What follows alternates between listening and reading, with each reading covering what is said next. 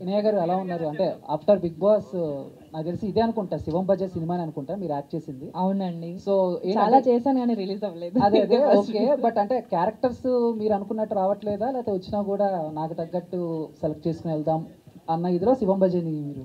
లేదు, after big boss movies రావడం చాలా కష్టమని అందరికీ తెలుసు, అంత ఈజీగా రాదని కూడా తెలుసు. నేను కూడా వెయిట్ చేశాను. అండ్ నన్ను అంటే ఈ క్యారెక్టర్ నేను చేయగలను అని చెప్పి నమ్మి నాకు అప్సర్ గారు, డైరెక్టర్ గారు నాకు ఒక లైఫ్ ఇచ్చారు. I'm so happy and life full గ్రాటిట్యూడ్తో ఉంటా అప్సర్ గారికి. Thank you so much sir, నాకు ఫస్ట్ లైఫ్ ఇచ్చారు. అండ్ నేను ఈ మూవీ కూడా ఇంత ఫాస్ట్గా వస్తుంది అనుకోలేదు. దీనికి ముందు షూట్ చేసినవన్నీ ఇంకా అలానే ఉన్నాయి, ఏది కాలేదు. ఇది శివుడి ఆజ్ఞ వల్లనే రిలీజ్ అయింది ఇంత తొందరగా. అండ్ నాకు కూడా చాలా మంచి పేరు వచ్చింది. అందరు చాలా బాగా నాకు కూడా చెప్తున్నారు, నా ఫ్రెండ్స్ కానీ చూసిన వాళ్ళు కానీ చాలామంది మెసేజ్ చేస్తున్నారు. Thank you. అండ్ ఇంకొక question out of the box. And social మీడియాలో మీరు బాగా వైరల్ అవుతున్నారు. అండ్ మీ బాయ్ ఫ్రెండ్ని కూడా ఇంట్రడ్యూస్ చేశారు. తను కూడా ఎక్కడో ఒక యాక్సిడెంట్ జరిగితే ఒక చందు ఏంటి చందు నువ్వు పర్సనల్ ఇంటర్వ్యూ చేస్తున్నావా? కాదన్నా, సారీ. మీరు ఏంటమ్మా మీరు తిరిగిపోయి మాట్లాడుకుంటున్నావేంటి? మనుషులు ఉన్నాం కదా మేము కూడా. క్వశ్చనే అన్న, అశ్విన్ అన్న. నీ గర్ల్ ఫ్రెండ్ గురించి ఫస్ట్ అది మాట్లాడవేంటి నువ్వు? మీ పెళ్ళి ఎప్పుడు? ఎప్పటి నుంచో చెప్తున్నావు, 4 నెలలకు ఒకసారి పెళ్ళి అంటున్నావు, ఇంకా అవ్వట్లేదు. అది చెప్పు ఫస్ట్.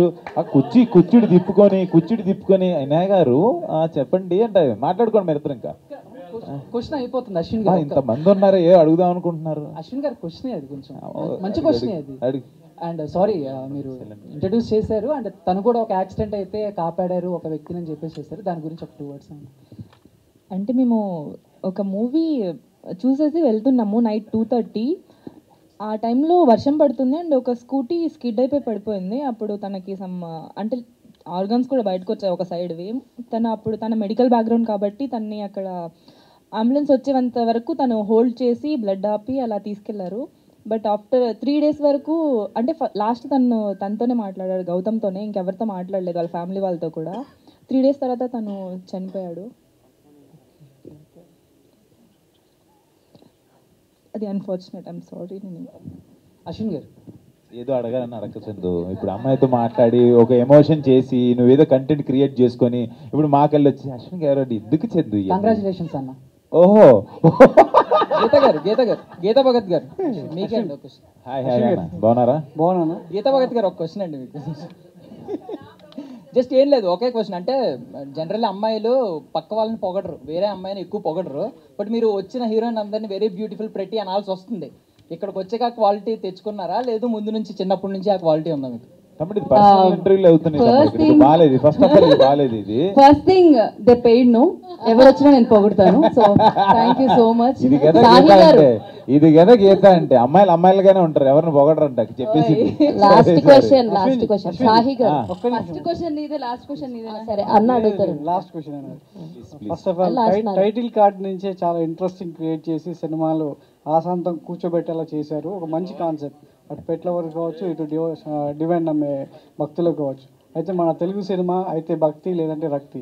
సో చివరికి ప్రేక్షకులకు కావచ్చు, ప్రొడ్యూసర్కి ముక్తి లభిస్తుందా లేదా అనేది చాలా సస్పెన్స్గా ఉంటున్న టైంలో సినిమా మీద డివైన్ ఎంతవరకు ఉంది, అది మీకు ఎంతవరకు వర్కౌట్ అవుతుంది? మీరు సినిమా చూసారన్నా? Yeah, thank you. నేనేమంటున్నా అంటే శివుడు ఆజ్ఞ లేనిదే శివమైనా కుట్టదంటారు. ఈరోజు మనం అందరం ఇక్కడ నిన్న రాత్రి ఇప్పుడు 12:30 ప్రెస్ మీట్ అనుకున్నాం. ఇప్పుడు టైం ఎంత అయింది? ఆ టైం చేంజ్ కూడా మన చేతిలో ఉండదు. జరగాల్సింది జరిగిద్ది, ఏ టైంకి జరిగేది. అలాగా ఈ కథ నాకు వీళ్ళిద్దరు తీసుకొచ్చి ఒక 8-9 monthsలో మీ ముందుకు వచ్చామంటే ఆయన ఆజ్ఞ లేనిదే ఏమి జరగదని నేను నమ్మి కథ చేశాను. నిజంగా శివం బజే టైటిల్ కార్డ్ నుంచి ఎవరి వరకు అంత శివలీలగానే ఉంటుంది ఆ సినిమాలో కథ. మేబీ ఒక్కొక్కరికి ఒక్కొక్క పార్ట్ నచ్చొచ్చు ఎంటర్టైన్మెంట్ కానీ, బట్ నాకు తీసుకెళ్ళిన విధానం, తీసుకెళ్ళి నాకు ఆ కథకి ఎలా లింక్ పెట్టాడు ఆ శివయ్య అనేది చాలా నాకు బాగా నచ్చిన అంశం.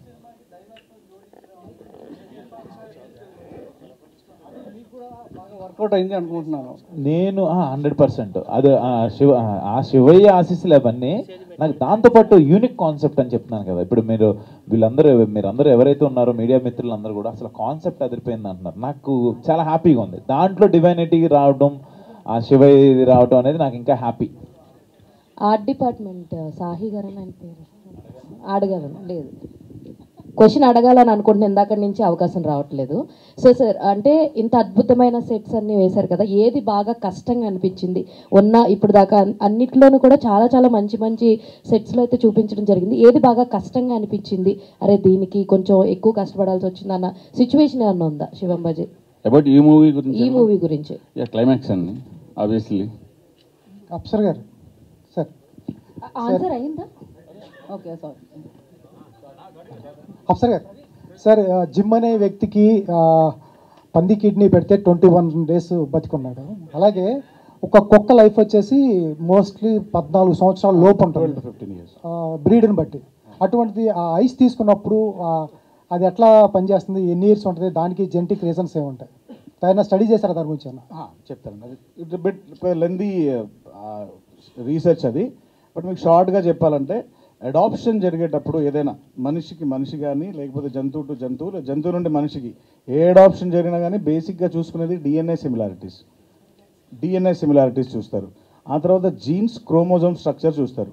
అందుకని చెప్పి మనకు వాడే మెడిసిన్స్, మెజారిటీ ఆఫ్ మెడిసిన్స్ అంతా ఈ ఫస్ట్ యానిమల్స్ మీదే ఎక్స్పెరిమెంట్ జరిగేది. అవి ఎలా రిసీవ్ చేసుకుంటున్నాయో చూసి ఆ తర్వాత మన మీద వాడతారు. అంటే సిమిలారిటీస్ ఉన్నాయన్నమాట. If animal can bear then human also can bear అని. సో అలాగే ఇప్పుడు ఐస్ తీసుకున్న తర్వాత ఆ రెటినా, జనరల్గా అయితే జీనో ట్రాన్స్ప్లాంటేషన్లో మేజర్ పార్ట్స్ వేరే ఉన్నాయి. ఒక్కసారి ఐస్ది కూడా ఎక్స్పెరిమెంట్ జరిగింది. మనం ఆ డిఎన్ఏ సిమిలారిటీస్ ఇవన్నీ దగ్గరగా ఉన్నాయి కాబట్టి దీని నుండి తీసుకున్నామని ఒక చిన్న ఎడ్జ్లో లిబర్టీ యూజ్ చేసుకున్నాం. బట్ జెనెటికల్ కనెక్ట్ అవ్వడానికి there is a long big process. Okay, ఆయన అంటే సినిమా చూసి డౌట్ అడుగుతున్నారు. సినిమా చూడని వాళ్ళకి నువ్వు అంతా కథ చెప్తావేంటి? నేను చెప్పింది కథ చెప్తానని చెప్పాలి. మీరు నేను చెప్పింది ఆ పార్ట్ కాదు. అప్సర్ గారు లాస్ట్ క్వశ్చన్ అండి.